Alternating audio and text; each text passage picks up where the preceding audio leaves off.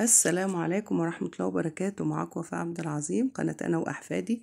النهاردة إن شاء الله هنعمل مع بعض شوربة العدس والعدس بالشعرية، وهنقدمهم مع بعض مع المخلل الجميل بتاعنا اللي احنا عاملينه. وهنعمل شوربة كمان، واللي ما اشتركش معانا في القناة يشترك. أحلى متابعين في الدنيا عشان تكبر بيكم إن شاء الله ويوصلكم كل جديد. ده العدس بالشعرية، وده العدس الشوربة الجميل بتاعنا مع البصل ومع الزيتون والليمون اللي احنا مخللينه. عايزين نحط طماطم مخللة براحتكم. هنبدأ مع بعض. بسم الله الرحمن الرحيم. انا حطيت حلة على البوتاجاز، حطيت معلقة سمنة كبيرة وهشوح فيها الخضار طماطم وبصل وبطاطس وجزر وتوم.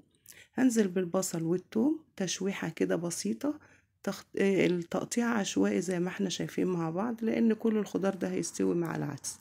اشوحهم كده واروح جايه نازله عليهم بقيه الخضار مش كتير، ما تقلقوش، بيديه قوام وطعم حلو قوي.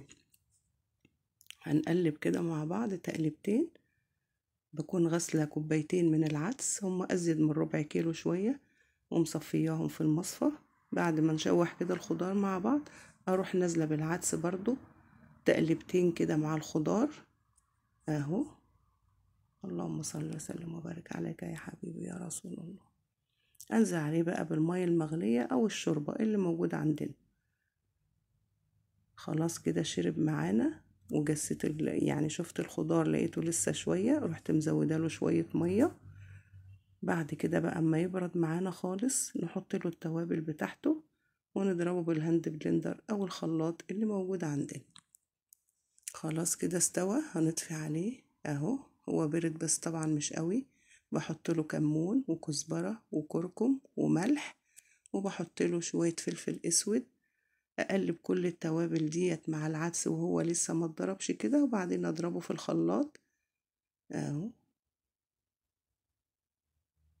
وبحب برضه اصفيه، انا بحب احط التوابل كده معاه عشان تبقى الناعمة كلها كده في العدس. وبعدين نصفيه برضو عشان هو بيطلعش منه حاجات كتير، القشور بس بتاعت الطماطم، عشان تبقى الشوربة ناعمة وجميلة كده. هنحمر بقى شعرية، ده حوالي نص كوباية مش كتير، بمعلقة سمنة أو زيت وزبدة بنحمرها. لو عايزين تحطوا بقى بصلاية تحمروها مع الشعرية، بنحط هنا في الوقت ده البصلاية. أنا اكتفيت بالبصل اللي موجود فيه. حمرت كده الشعرية. أنا بحب أسويها الأول بشوية مية صغيرين اهو. اما تطرى معايا اروح نازله بالعدس، عشان لو حطينا الشعريه في العدس لازم ايدي تبقى تفضل فيها عشان ما تنامش في الحله وتتلسع مننا اهو. الشعريه استوت وطريت، حطيت عليها العدس. طبعا هو قوامه تقيل، هخفه بشويه ميه اهو. احلى عدس بشعريه، يدوب ياخد غلوه وخلاص، لان الشعريه استوت معانا.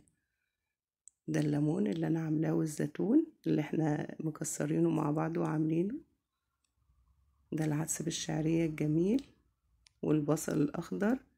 هنحمص بقى شوية عيش عشان اللي عايز فتة او عايز ياكل كده بالعيش.